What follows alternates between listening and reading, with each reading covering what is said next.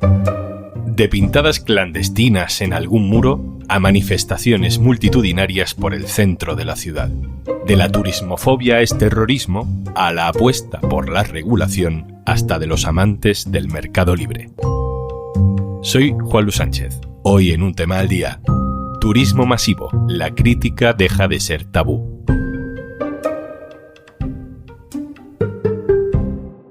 Una cosa antes de empezar. Hola, hola, soy Juanjo de Podimo y como hay mucha gente que empieza el año después de las vacaciones, te traigo una promo increíble para que arranques con buena energía. Disfruta de todos los contenidos de eldiario.es y Podimo por solo 3,25 € al mes. Tienes todos los detalles en eldiario.es/promo Podimo.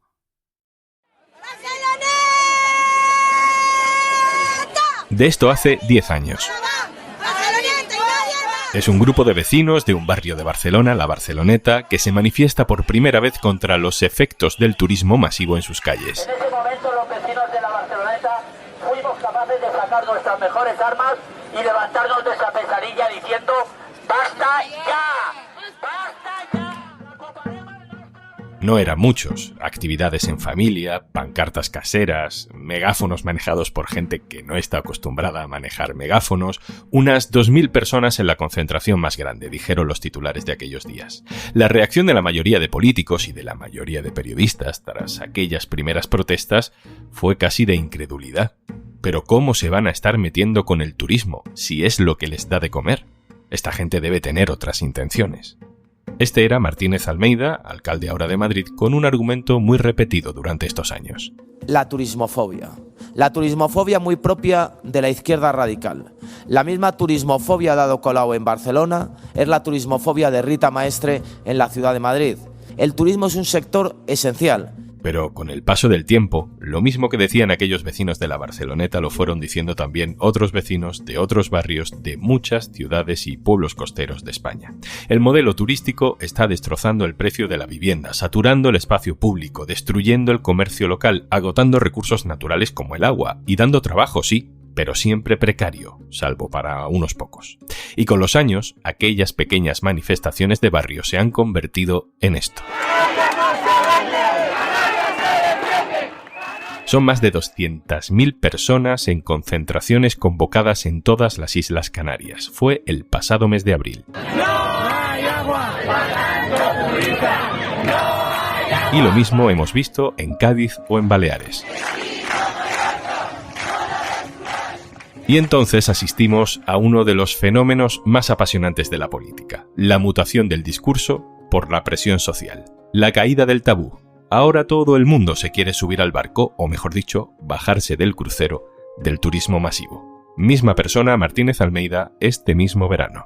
Fuimos los que abrimos definitivamente el debate para la regulación de las viviendas de uso turístico, la limitación de las viviendas de uso turístico, la adopción de medidas que nos permitan a las ciudades poder tener una regulación que desde luego sea compatible con el descanso y el bienestar de los vecinos. Las protestas o las quejas, que antes se tachaban de locura, de activismo marginal, de boicot, ahora se admiten como, bueno, al menos razonables. Hoy, más que hablar de los problemas del turismo, que ya sabemos cuáles son, hablaremos de cómo hasta los más defensores del libre mercado han tenido que empezar a cambiar, por lo menos, de discurso.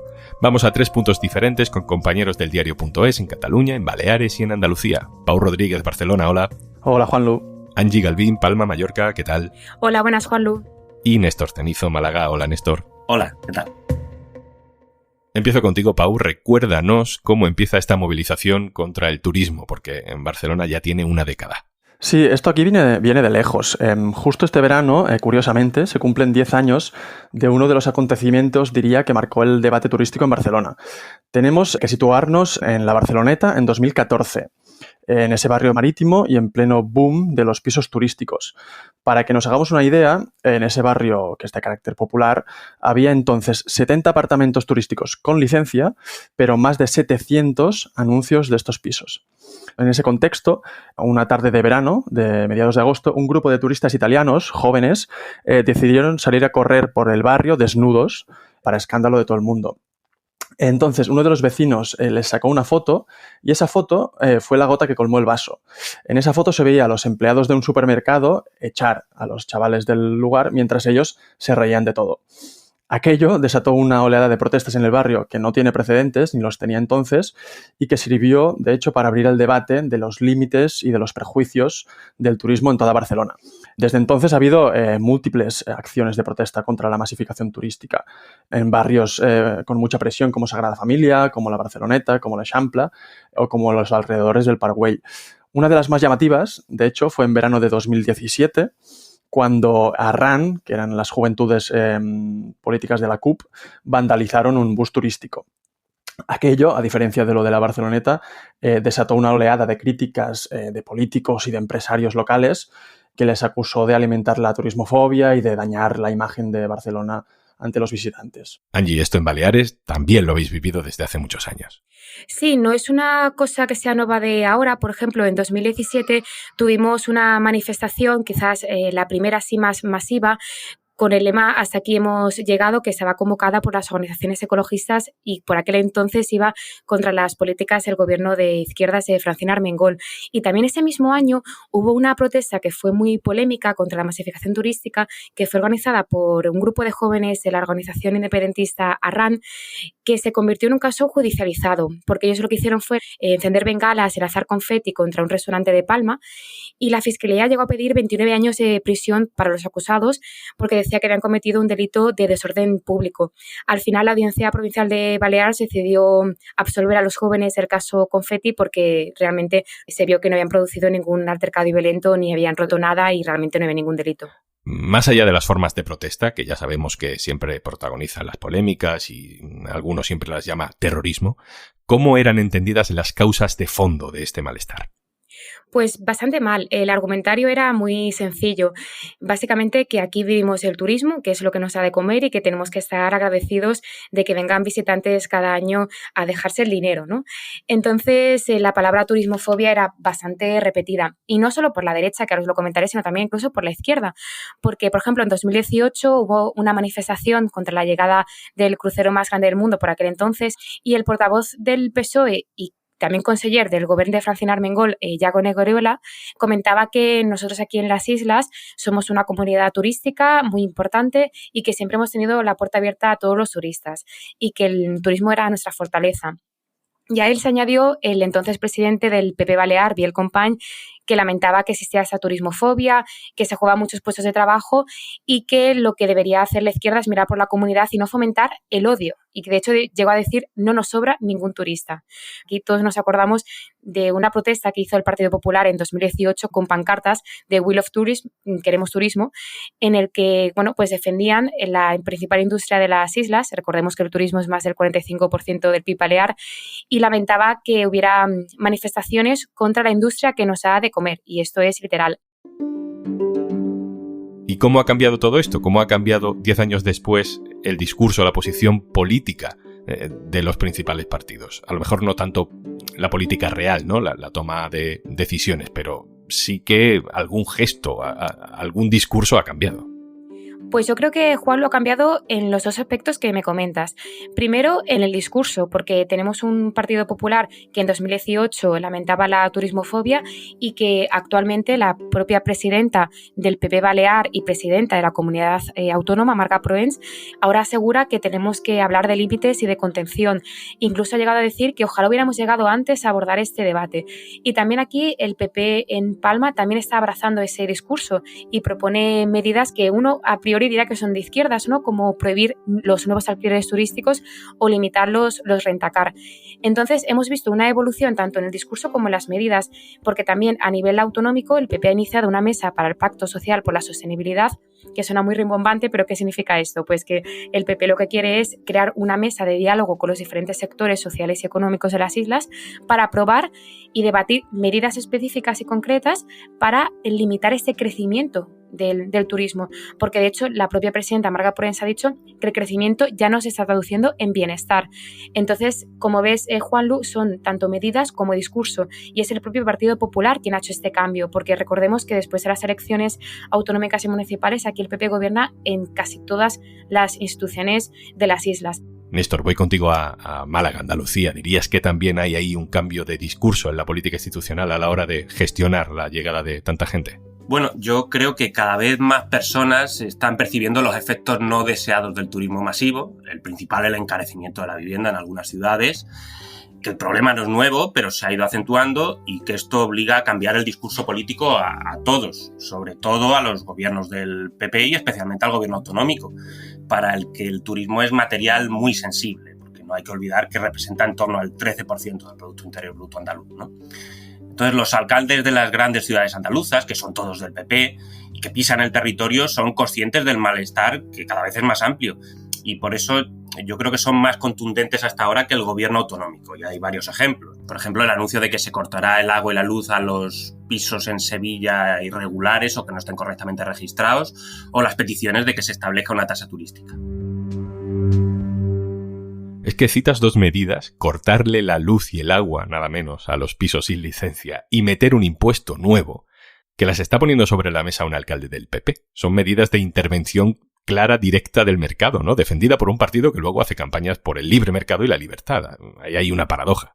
Yo creo que los alcaldes del PP en esto están adoptando quizá una posición más práctica y menos ideologizada que el gobierno autonómico, probablemente porque perciban de manera más directa cuáles son los efectos negativos que provocan en sus ciudades el turismo masivo y cuál es la reacción que ya provoca no solo en un sector muy concreto y muy acotado de la izquierda o grupúsculos antisistema, como se decía antes, sino en potenciales votantes del Partido Popular. Y yo creo que existe ese temor a una traducción en votos de este malestar y por eso se produce el salto adelante de un alcalde del PP. ¿Cómo se ve desde Baleares esa paradoja entre el discurso y la necesidad, Angie? Pues me sorprende mucho como mallorquina cuando veo otros territorios, porque aquí, por ejemplo, no hay debate sobre si tiene que haber una ecotasa, es decir, un impuesto a los turistas, como se puede haber en territorios como Andalucía o Canarias. Aquí eso no se debate, eso es un hecho. Aquí tampoco se debate que tenga que haber un tope a las plazas hoteleras, ni siquiera al PP. Tampoco se debate que tenga que haber una prohibición de los alquileres turísticos en Palma, en las casas plurifamiliares. Entonces, nosotros, aunque es verdad que tenemos un problema bastante importante por esta masificación, existe una serie de discursos y de medidas implementadas que la derecha ha abrazado.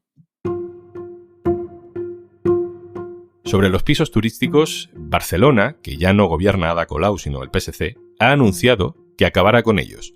No solo que ya no pueda haber más, que no se van a dar más licencias, sino que dentro de unos años no quedará ninguno, Pau. Sí, la medida responde a una posición históricamente crítica o un poco crítica del PSC con los pisos turísticos, porque son quizás el segmento de la oferta turística que más recelos o inconvenientes genera a los vecinos. Collboni anunció este cierre de los 10.000 pisos turísticos que hay en Barcelona, pero veremos cómo acaba este compromiso, porque lo hará gracias a un decreto que aprobó la Generalitat, que permite extinguir licencias de pisos turísticos, pero esto lo podrá hacer a partir de 2028, que es cuando vencen las licencias hoy en vigor. Claro, en 2028 digamos que es el siguiente mandato y ya veremos quién es el alcalde por entonces.